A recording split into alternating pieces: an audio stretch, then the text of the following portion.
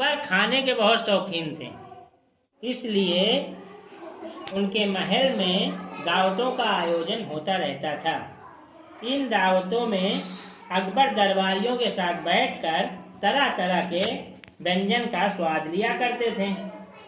यदि बीरबल भी साथ में हो तो फिर कहना ही क्या था। ही एक दावत आयोजित की गई। बीरबल अकबर पास में बैठे और भोजन के बाद खजूर की कटोरी आई। जहां पना ये लीजिए, खजूर खाइए। बीरबल आप भी खाइए। दोनों अकबर और बीरबल खजूर खाते और गुठलियां कुर्सी के नीचे डाल देते। थोड़ी देर में कुर्सी के नीचे गुठलियों के छोटे छोटे ढेर बन गए।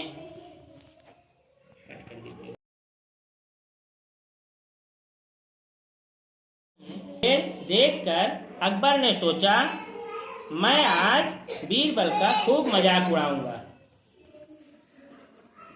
उसने चुपके से अपनी कुर्सी के नीचे की गुठलियां पैरों से बीरबल की कुर्सी के नीचे सरका दी।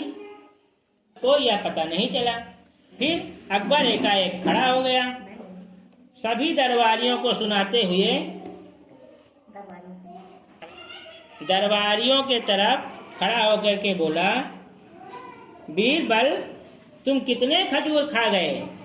तुम इतने पेटू हो या तो मुझे मालूम ही नहीं था।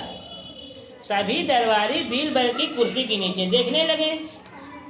बीरबल की कुर्सी के नीचे गुठलियों का ढेर देखकर बादशाह का समर्थन करने लगे। बीरबल अकबर की चालाकी समझ गया। वह बहुत चतुर था। उसका मजाक उड़ाया जाए और वह चुपचाप रहे, यह कैसे हो सकता था। उसने तुरंत अकबर से कहा, जहां पनाह आपकी बात सच है। मैं पेटू हूँ यह सही है। मैंने बहुत सारे खजूर खाए यह भी सच है।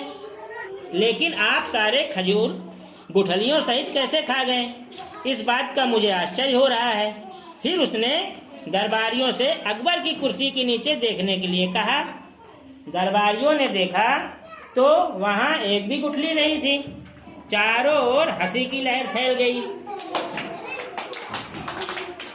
अकबर बीरबल का मजाक उड़ाने लगा था, लेकिन खुद ही मजाक का पात्र बन गया। अकबर शर्मा गया। लेकिन बीरबल अकबर को बहुत प्रिय था। उसने बीरबल को शाबाशी दी और दावत जारी रखी।